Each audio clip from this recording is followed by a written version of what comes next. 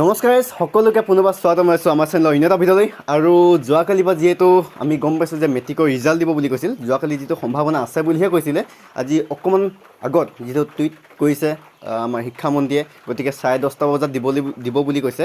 গতিকে পোনপ্ৰথমে আপোনালোক সকলো ছাত্ৰ ছাত্ৰীক আমাৰ ফালৰ পৰা শুভকামনা জনাইছোঁ, যাতে সকলোৰে ৰিজাল্ট ভাল হওক তাৰ কামনা কৰিছোঁ। আৰু এতিয়া মই কেনেদৰে ৰিজাল্টটো চাব লাগে তাৰে দুটামান ৱেবছাইট দেখা দিব বিচাৰিছোঁ, কেনেদৰে চোৱা হয়।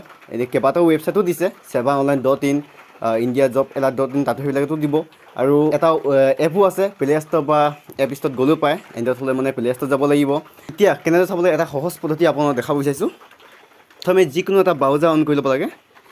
iResult, এইটো সহজ হ'ব, এইটোতে মাৰিব iResult.net.in, এইটোত মাৰিব। এইটো লগে লগে আহে, অলপ সোনকালে আহে, iResult.in।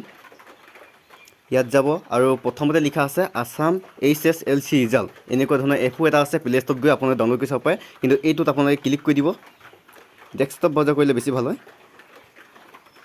আৰু দিবলৈ সময় আছে, আপোনালোকে স্ক্ৰীণত দেখি আছে, স্ক্ৰীণত আৰু 55 মিনিট আছে, 55 মিনিট 2 ছেকেণ্ড আছে, ইয়াত দেখুৱাই আছে। আৰু ইয়াতে আহিব, ইয়াৰ পৰা আপোনালোকে মাৰ্কশ্বিটখনো ডাউনলোড কৰিব পাৰিব। ইয়াতে আহিব, আপোনালোকক দেখুৱাই দিব চেষ্টা কৰিছোঁ, iResult.in। ইয়াত আপোনালোকে এই ৱেবছাইটত যাব আৰু ৱেবছাইটত গৈ পিনে আপোনালোকে ইয়াতে দেখাব 10:30 বজাত যিটো ৰিজাল্টটো দিব, ইয়াত দেখুৱাই আছে। আৰু এইটোৱে অকণমান দেখাব চেষ্টা কৰিলোঁ। আৰু এটা ৱেবছাইট আপোনালোক দেখুৱাই দিওঁ, আৰু এটা দেখুৱাই দিছোঁ আপোনালোকক। আৰু এটা হৈছে ইণ্ডিয়া INDIA jobalert.com, ইয়াত মাৰিব লাগিব। ইয়াত মাৰি আপোনালোকে এই প্ৰথম যোনটো ৱেবছাইট আছে এইটোতে ক্লিক কৰিব লাগিব।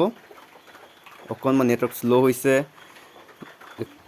ইণ্ডিয়া ফাৰ্ষ্ট jobalert.com, ইয়াৰ প্ৰথম ৱেবছাইটটোত গৈ প্ৰথম যোনটো অপশ্যন দেখা পাব, যিহেতু নেটৱৰ্কটো অকণমান শ্ল' হৈছে, আহিলে।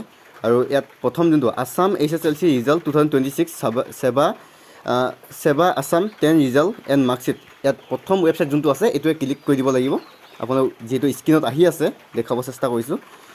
আৰু অকণমান তললৈ স্ক্ৰল ডাউন কৰিব লাগিব। স্ক্ৰল ডাউন, ইয়াত এণ্টাৰ ৰুল আছে, ইয়াত এণ্টাৰ ৰুলটো মাৰি দিব লাগিব। B25 হ'ব আৰু ৰুল, আৰু তলত নংটো লিখিব লাগিব।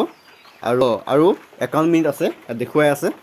ইয়াত প্ৰথম B25, তাৰপিছত ৰুল আৰু নংটো মাৰি আপোনালোকে ছাবমিট কৰি দিব লাগিব। আৰু লগে লগে ইয়াত মাৰ্কশ্বিটৰ সৈতে ডাউনলোড কৰি ল'ব পাৰিব, এই ৰিজাল্টটো চাব পাৰিব। আৰু এইটোৱে অকণমান সহজ পদ্ধতি দেখাব চেষ্টা কৰিলোঁ, আৰু যিমান পাৰে শ্বেয়াৰ কৰি দিব।